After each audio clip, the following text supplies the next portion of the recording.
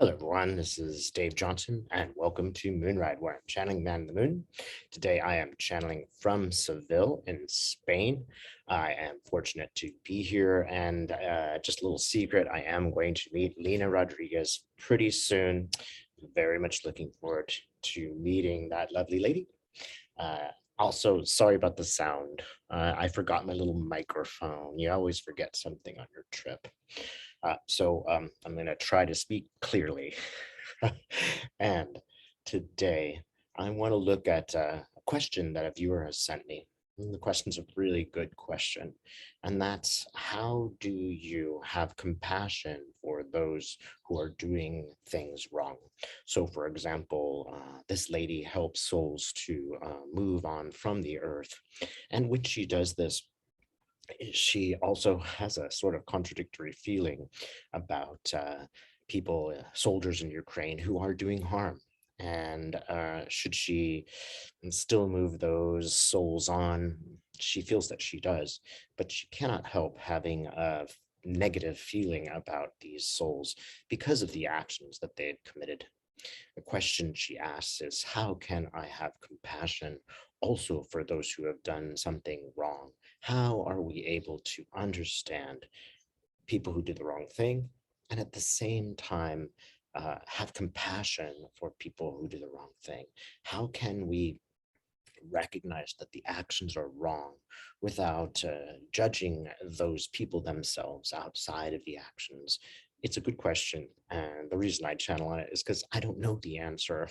I want to let all of you know I don't know the answers. I'm just checking in with spirit and they tell me. So I'm going to ask right now, Spirit, how can we have compassion even for those who do not do the right thing? Hmm.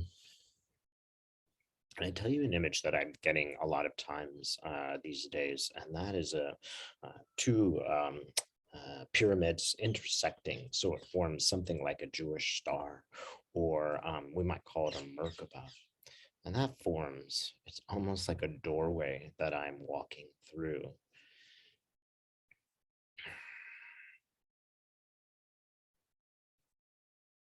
And I have to tell y'all, I sometimes see Christ and Mary these days. I want to make it very clear that these guides and spirits are just as good as any other guides and spirits. Often, when you bring in these energies and mention them, people have a reaction because the followers of Christianity have always done things that are not ideal. So I hope all of you will understand that when I bring forward these energies, when I meet them, that is not to the detriment of any other religion or any other religious practice, such as shamanism. I think this is very important. But as I see these, let's call them energies of Christ and Mary, they show compassion. They do not show any kind of judgment.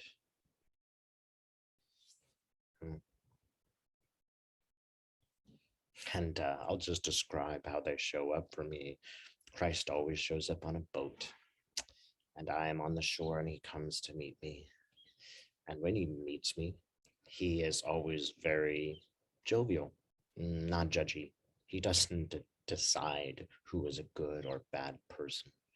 Mary resides sort of above and almost like a loving mother who understands her children.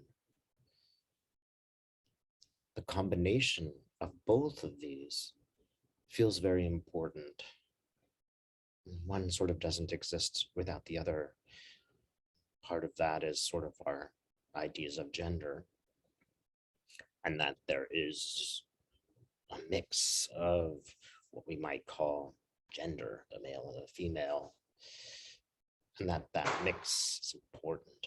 It comes together, it must be equal.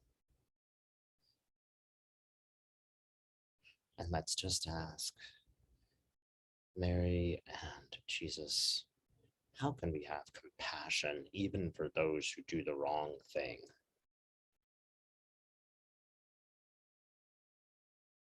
Mm.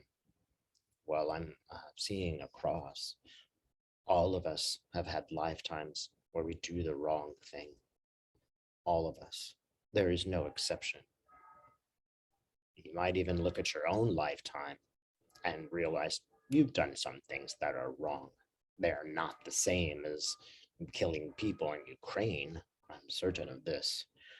However, we have all done the wrong thing sometimes. We also might ask, why are we here? Why are we experiencing this on the planet?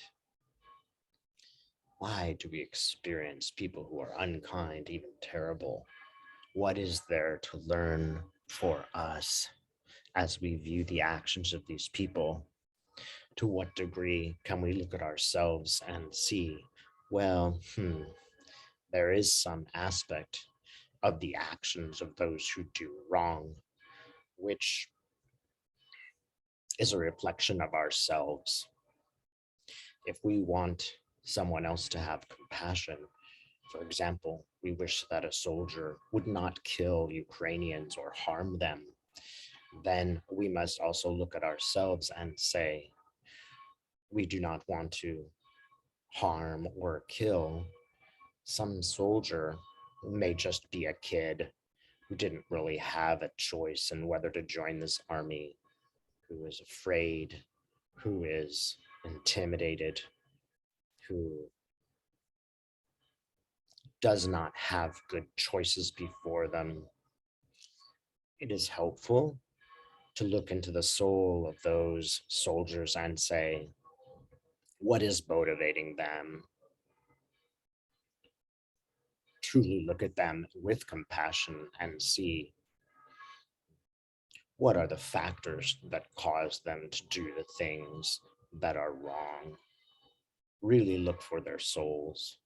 If we want to ask them to have compassion, we must also ask ourselves to have compassion. When we are doing that, we are not justifying those actions. We're not failing to meet those actions with a no and saying that it's wrong. It's a little bit like two hands coming together. Here is some action. Here is us meeting that action. We don't have to punch. We can meet it and say, look at what you are doing. We can meet it and say, look at what you are doing to your soul. This is about your growth. It's about all of our growth. It's about living on a planet where everyone is important and no one is left out. What do they have to teach us? We may not be able to stop them from doing the wrong thing, but we can notice ourselves, how we are doing things that are not ideal. This is a high standard to meet. Don't be too tough on yourself. Don't judge yourself, since you are not judging another person's being. You may be judging their actions. There's nothing wrong with that. But who are they? Why would someone do such a terrible thing? What would the pressures be like on them?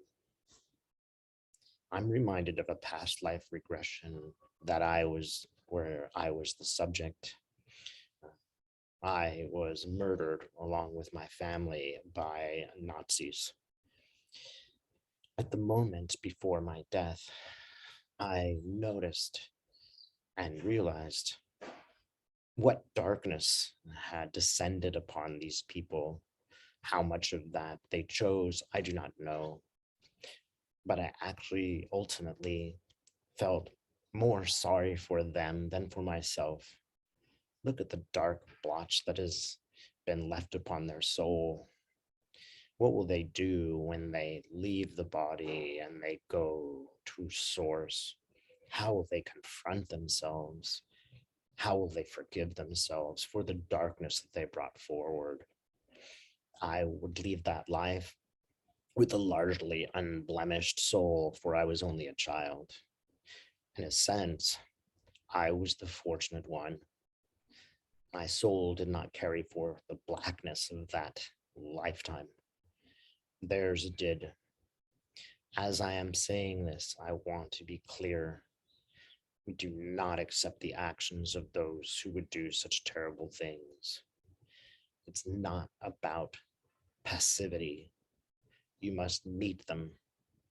And when you meet them, you must speak the truth to them. As much as possible, remain calm when you do so. Nothing energizes such people as your own rage and reaction. They're getting what they want out of you, which is rage and reaction. Can you calmly say this is wrong and why? Maybe they will not learn something, but maybe those around them will learn something about you. They will see an example of you doing the right thing, even in the face of great difficulty. Christ tells me, Mary tells me, this is a very high standard to meet, and none of us will be able to achieve it perfectly in this lifetime. We are not gods. However, our endeavor to understand is the purpose of our existence. There will be a back and forth. There will be an understanding and a misunderstanding and another misunderstanding. It will continue. What are we learning from those who do wrong? How can we have compassion for them? Let us see. Christ and Mary show me. We look into the souls of these people. And if we look carefully, we will always find a frightened child, a person who has been treated very, very badly, a person who has become disconnected from their soul. Can you be an example for such people? Can you confront what they have done, but at the same time forgive them, for they don't know what they're doing? They're not able to control their passions. Forgiveness is not acceptance in a sense of accepting what they do. It is to understand that all of us have a trajectory. All of us are learning.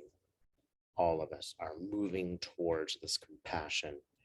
Some are moving very slowly. Some are moving even in the wrong direction. Can you move in the right direction? That is the question. And when you do this, do not be too difficult on yourself. You're not going to be able to do this tomorrow. Forgive yourself as you would forgive another. All of us do things which are wrong.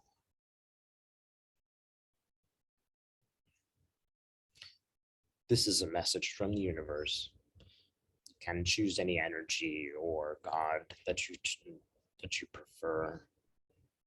Understand that as this happens, as you let spirit work through you, you are transformed.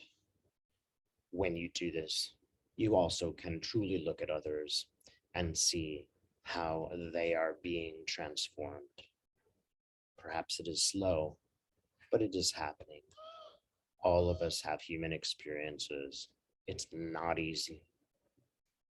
Forgive others, forgive yourself. Accept that this is a life that we've all chosen to be in, with its benefits and difficulties. We can embrace it all.